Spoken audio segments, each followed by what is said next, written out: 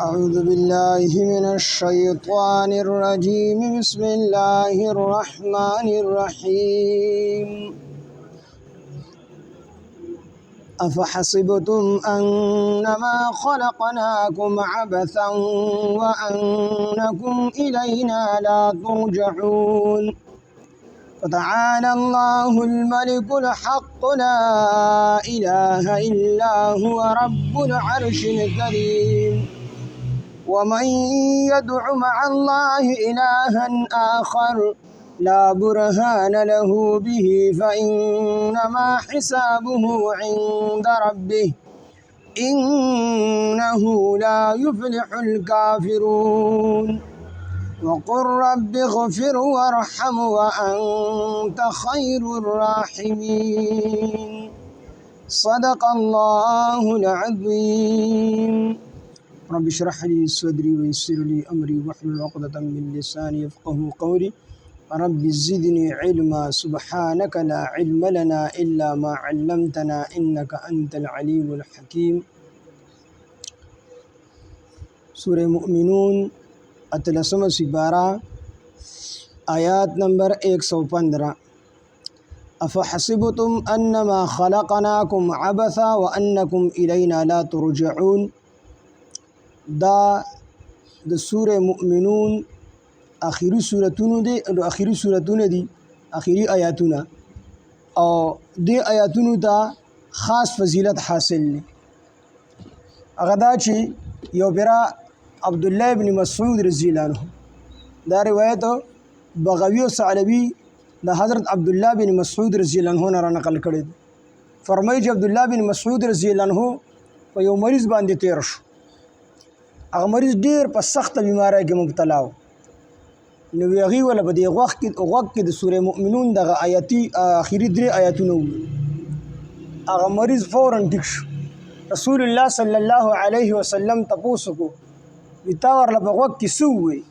عبدالله ابن مسعود رضی الله عنه تعرض کو چې یا رسول الله صلی الله علیه وسلم ما ورله د سورې مؤمنون اخیری آیاتونه په وخت کې نبی علیه الصلاۃ والسلام او فرمایل زما د په هغه ذات باندې قسم وي د چا په قبضه کې چې زما ساده او چې یو سړی یو کس په یقین سره دا آیاتونه په غر باندې وي نو دا غر به د دې آیاتونو په برکت سره د خپل ځای نه وخوځي د اسی او تاکیدی او مضبوطه خبره کړل کنه غر خو خوځېدو کو نه خوځېدو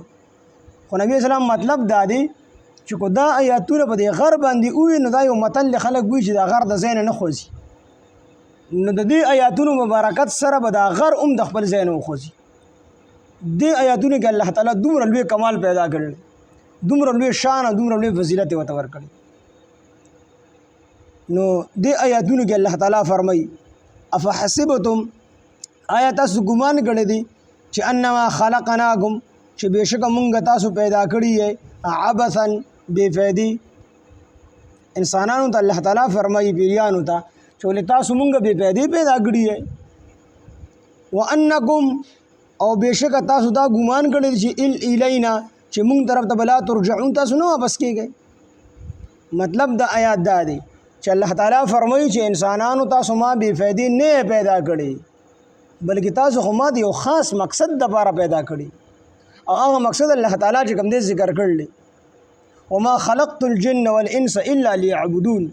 الله تعالی فرمایي ما انسانانو بیریان نه دي پیدا کړي مگر د خپل عبادت لپاره علما فرمایي دلته کې دا ليعبدون په معنا د ليعرفون سره دي یعنی ما د انسانانو پیریان نه دي پیدا کړي مگر د خپل معرفت لپاره مې پیدا کړل چې انسان او پیری دی به ما پیژني او دی به زما عبادت کوي او چې کله څوک د چا مقام او د چا مرتبه څوک او پیژني دغه مرتبه او پیژني د بسړه کې بیا هیبت او عظمت هغه کس راځي نو الله تعالی وی تاسو ما د خپل پیژنګلو د لپاره پیدا کړی تاسو ما او پیژنئ چې څوک هم د ټول دنیا رب یم ټول دنیا ما پیدا کړل د ټول دنیا مالک او خالق او رازق یم تاسو د ټول نفع او تاسو د ټول نقصان دا زما سره دي کو زه غواړم تاسو ته نفع ملو شي کو زه غواړم تاسو به کوم دې نفع نه بچ شي دا نقصان نه بچ شي او کو زه غواړم نقصان به ته ملو شي نو الله تعالی فرمایي تاسو ما د دې مقصد لپاره پیدا کړی عبس مې نه پیدا کړی چې بس تاسو صرف د دنیا دپاره یا د دنیا دپاره منډې ترړې وهئ او بس د دنیا زندگی د ځان دپاره ښایسته کول غواړئ، نو تاسو ما د دنیا دپاره نه پیدا کړی، عبث مې نه پیدا کړی، بلکې تاسو ما د یو خاص مقصد دپاره پیدا کړی. او بیا دا نه چې دا مقصد بس دنیا کې وشو خبره ختمه شوه، نه، ما طرف ته به راوپس کېږئ چې څنګه اعمال مو کړي دي اکشن نتیجه به راوځي. ما طرف ته به ستاسو راوپس کېدلو او ما طرف ته راتلل دا یقیني خبره ده.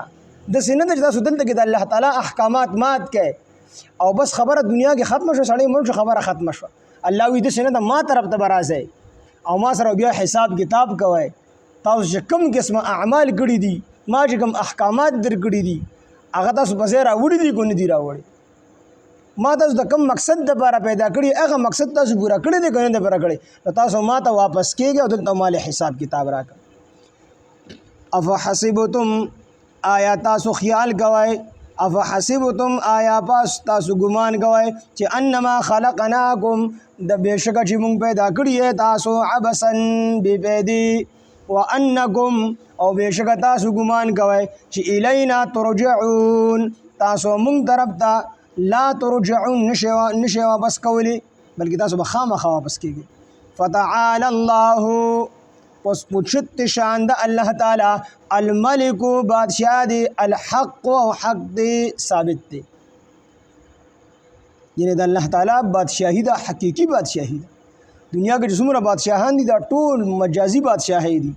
الله ورته ورکړل دي لغوندې اختیار یې ورکړل دي، نور حقیقي بادشاہ الله رب العزت. الله تعالی به فرمایي چې کله دا ړومبی سور ووهلی شي نو د ړومبی سور او د دویم سور د ړومبی شپېلې د دوو شپېلې په منځ کې به 40 کاله فاصلې د راجح قول مطابق، او دې کې به الله تعالی دقه یو اعلان کړي چې لمن الملک اليوم، د نننۍ ورځې بادشاه څوک اعلان به کړي 40 کاله هېڅوک به جواب ورکول ولی. الله فرمایي دنیا کې داسې غټې دعوې کولې خو د نننۍ ورځې بادشاه څوک دی لمن الملک اليوم.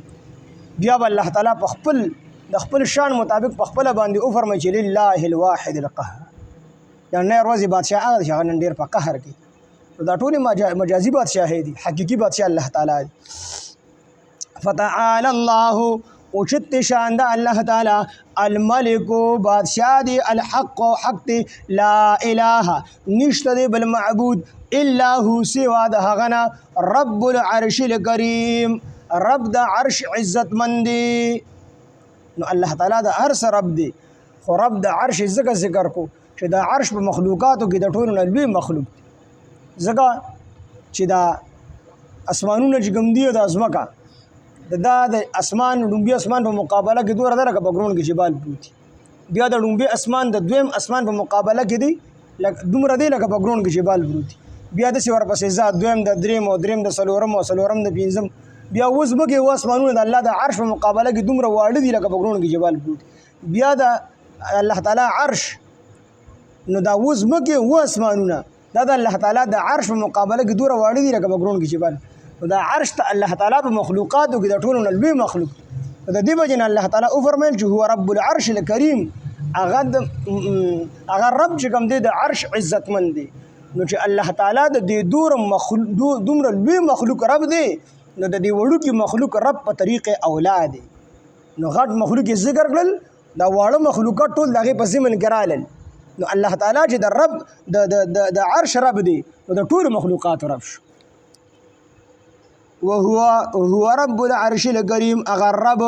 د عرش عزت مندی. ومن یدعو او څوک چې بلی مع الله د الله سره الها آخر دویم خدای یا نور خدایان لا برهان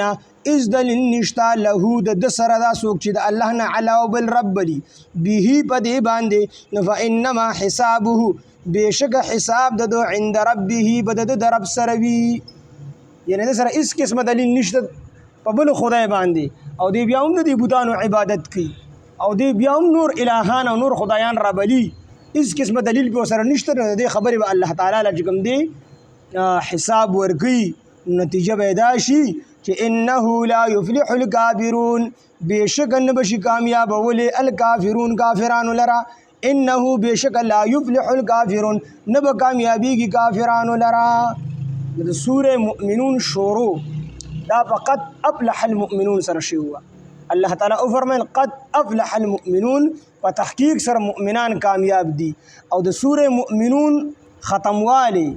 او خاتمه دا فلا يفلح الكافرون سره اوشوا چې کافران نه کامیابیږي شروع په مؤمنانو سره شی مؤمنان به کامیابیږي او خاتمه چې کوم دې په دې سره اوشوا چې کافران به نه کامیابیږي دې کی اشاره دې طرف ته ده چې اصل کامیابی کې د کامیابی اصل حقدار چې کوم دي او د کامیابی غټه حصہ او اصل حقدار دا مسلمانان دي او ناکامی چې کومه ده نو د کافرانو په قسمت کې لیکلې ده یعنی د کامیابی د ناکامۍ هغه دغه چې کومه ده کومه حصہ هغه د هغه برخه چې کوم دی د کافرانو ده د دې وجې نه شروع چې کوم دی فقط افلح المؤمنون سره او شو چې مؤمنان کامیاب شو او خاتمه دغه سره او شو لا يفلح الكافرون کافران نه کامیابیږي وقول او فرمایا ربي رب زما اغفر بخنوک ورحم او رحمک اغفر ورحم د دې دوه مفعولونه ذکر نکړل چې بچا باندې رحم وک د دې وجې نه د دې عمومیت طرف ته عاموالی طرف ته اشاره ده چې په دې کې رحم وکړه د دې نه هر هغه څیز مراد چې انسان د هر هغه څیز نه بچ شي چې کوم د دې دپاره دغه نقصان دي نو اغفر مغفرت وکړه ورحم او رحم وکړه وانت خیر الراحمین او بېشکه ته د ټولو رحم کوونکو نه زیات رحم کوونکي غوره رحم کوونکي بس ختم شو انشاءالله سبا نه بیا سوره نور شروع کړي افحسبتم آیا پس تاسو ګمان کړئ چې انما خلقناکم چې بېشکه موږ تاسو پیدا کړي عبثا بیکاره بې فایدې وانکم الینا لا ترجعون او بېشکه تاسو موږ طرف ته نشئ واپس کولی فتعالی الله الملک الحق پس اوچت شان د الله تعالی الملک بادشاہ دی الحق حق دی لا اله الا هو نشته دی بل معبود سوا د هغه نه وهو رب العرش الکریم او رب د عرش عزت مندي ومن يدعو او سوق چې بلی مع الله د الله سره الها آخر دویم خدای لا برهان له او هیڅ دلیل نشته دی له د سره به په دی باندې فانما حسابه نو بېشکه حساب د دی عند ربه بددی د رب سره وی انه لا يفلح الكافرون بېشکه نه کامیابیږي کافران وقل رب اغفر وقل او فرمایا پاک حبیبا رب رب زما اغفر بخنوک ورحم او رحمک وانت خیر الراحمین بېشکه د ټول رحم کوونکو نه غوره رحم کوونکی سبحان الله بحمده سبحانك اللهم بحمدك نشهد ان لا اله الا انت نستغفرك ونتوب اليك سبحان ربك رب العزة عما يصفون وسلام على المرسلين والحمد لله رب العالمين آمين برحمتك